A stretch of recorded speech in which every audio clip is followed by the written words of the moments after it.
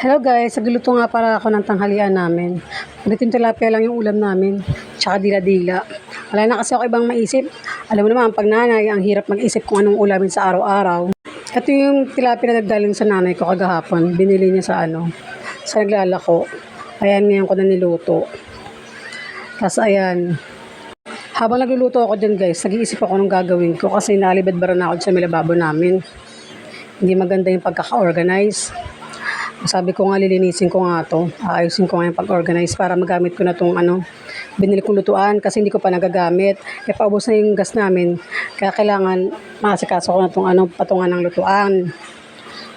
Para kung sakali maubos yung gas, dito na kayo magluluto. Nakaraan ko pa to binili. Ngayon ko lang inasikaso. Gawa na wala na kaming gas kaya naalala ko. Baka mamaya masira. Kaya sabi ko gagamitin ko na lang. Kaysa masira pa. Baka mamaya kakatabi. Masira lang, sayang naman yung binili ko.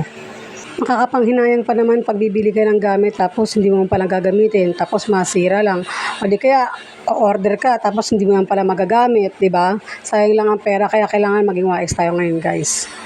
Alam niyo na, mahirap yung diskarte ng pera, mahirap pagilapin ng pera kaya kailangan tayong mga nanay maging wais sa nanay tayo.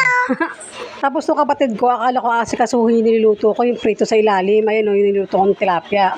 Hindi pala, kumuha pala ng isang dila-dila para lang magpapak. Sabi ko, akala ko tutulungan mo ko, lintek ka. Yung kapatid ko kasi, itong babae, dito na natutulog, tsaka yung nanay ko. Dito ka sila pinapatulog. Except lang sa kuya ko kasi nakakatakot yung kuya ko kasama.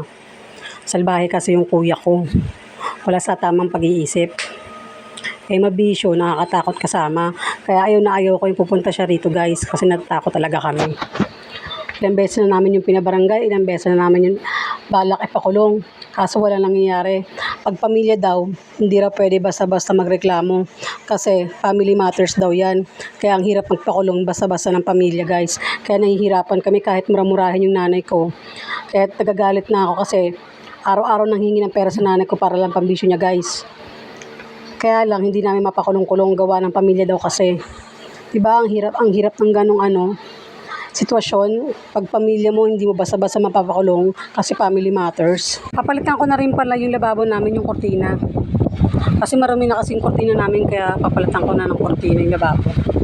Diba guys, pag tayong mga nanay, pag di tayo satisfied sa mga tsura ng bahay natin, hindi tayo mapakali, parang may kulang. Kaya ang gagawin natin, tayo mag-aayos. Kaysa naman iaasap pa natin sa iba, iaasap pa natin sa mga anak natin kahit malaki na anak natin. Siyempre tayo mga nanay, ayaw natin yung hindi tayo satisfied sa itsura ng bahay natin. Gusto natin maganda pa rin tignan para komportable tayo matanggal yung mga stress natin mga nanay, di ba? Siyempre, kahit stress ka, pag maganda yung paligid mo, pag maganda tignan yung paligid mo, hindi makalat, parang nakaka-komportable sa pakiramdam. Parang nakakawala ng stress, di ba? Ako pa naman, hindi pa naman ako mapakali. Pag nakikita ko parang ang gulo-gulo, pati yung utak ko parang naguguluhan na rin. Parang lalo ako nai-stress. Kaya ang ginagawa ko, inaayos ko na lang. Para kahit paano, gumanda naman sa paningin ko.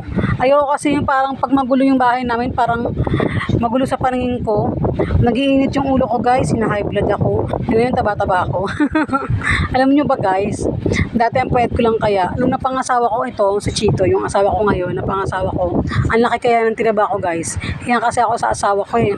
Mabait kasi ang asawa ko tsaka maalaga. Nalagaan niya kami ng mga anak ko, kaya laki rin talaga ng tinaba ko guys. Ang hirap nga mag-diet eh. As ayan, isisabit ko yung yung wire. Sa may pako, isisabit ko siya. Hindi ko masabit-sabit. Nahihirapan ako. Hindi ko masiksik yung katawan ko sa may gilid ng rep. Ang hirap talaga pag mataba. Tapos ayan, pinipilit ko talaga siyang abutin yung pako kasi doon ko sinasabit yung wire. Para matali ko na maigi yung pako. Ayun pa yung yung alambre sa pako. As ayan, pinipil ko talaga siyang abutin guys. So, pasensyahan nyo na ako guys. Tapos ayan, nakabit ko na. Hay nako. Sige guys, hanggang dito na lang. Salamat sa panonood. Thank you for watching. Bye-bye.